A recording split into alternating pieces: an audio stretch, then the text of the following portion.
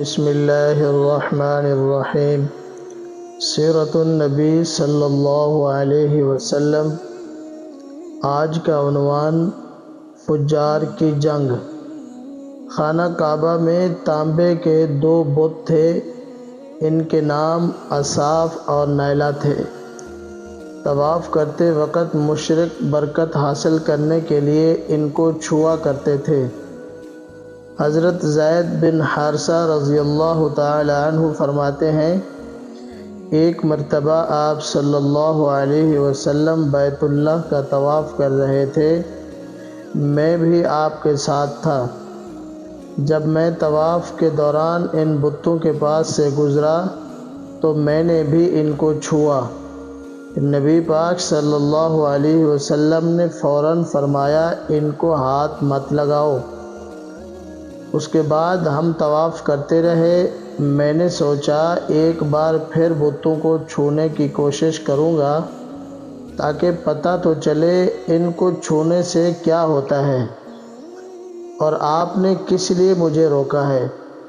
چنانچہ میں نے ان کو پھر چھو لیا۔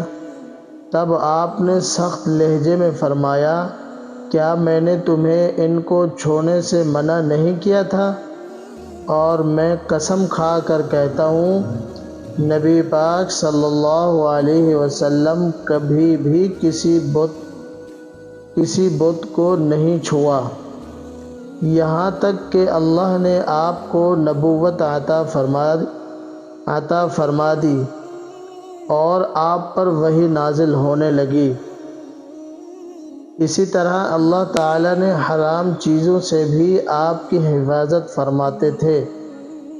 مشرک بتوں کے نام پر جانور قربان کرتے تھے، پھر یہ گوشت تقسیم کر دیا جاتا تھا یا پکا کر کھلا دیا جاتا تھا، لیکن آپ نے کبھی بھی ایسا گوشت نہ کھایا۔ خود آپ نے ایک بار ارشاد فرمایا، میں نے کبھی کوئی ایسی چیز نہیں چکھی جو بتوں کے نام پر ذبح کی گئی ہو، یہاں تک کہ اللہ تعالیٰ نے مجھے نبوت عطا کر دی۔ اسی طرح آپ سے پوچھا گیا، کیا آپ نے بچپن میں کبھی بت پرستی کی؟ آپ نے ارشاد فرمایا، نہیں۔ آپ سے پھر پوچھا گیا، آپ نے کبھی شراب پی؟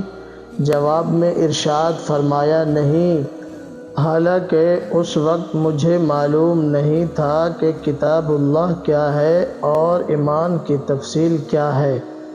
آپ صلی اللہ علیہ وسلم کے علاوہ بھی اس زمانے میں کچھ لوگ تھے جو جانوروں کے نام ذبح کیا گیا گوشت نہیں کھاتے تھے اور شراب کو ہاتھ نہیں لگاتے تھے۔ بچپن میں آپ نے بکریاں بھی چرائیں۔ آپ مکہ کے لوگوں کی بکریاں چرایا کرتے تھے۔ معاوضے کے طور پر آپ کو ایک سکہ دیا جاتا تھا۔ آپ فرماتے ہیں، اللہ تعالیٰ نے جتنے نبی بھیجے ہیں ان سب نے بکریاں چرانے کا کام کیا۔ میں مکہ والوں کی بکریاں قرارید سکہ کے بدلے چرایا کرتا تھا۔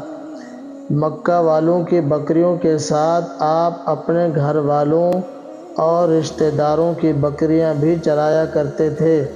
پیغمبروں نے بکریاں کیوں چرائیں؟ اس کی وضاحت یوں بیان کی جاتی ہے، اس کام میں اللہ تعالیٰ کی زبردست حکمت ہے۔ بکری کمزور جانور ہے، لہذا جو شخص بکریاں چراتا ہے اس میں قدرتی طور پر نرمی، محبت اور انکساری کا جذبہ پیدا ہو جاتا ہے۔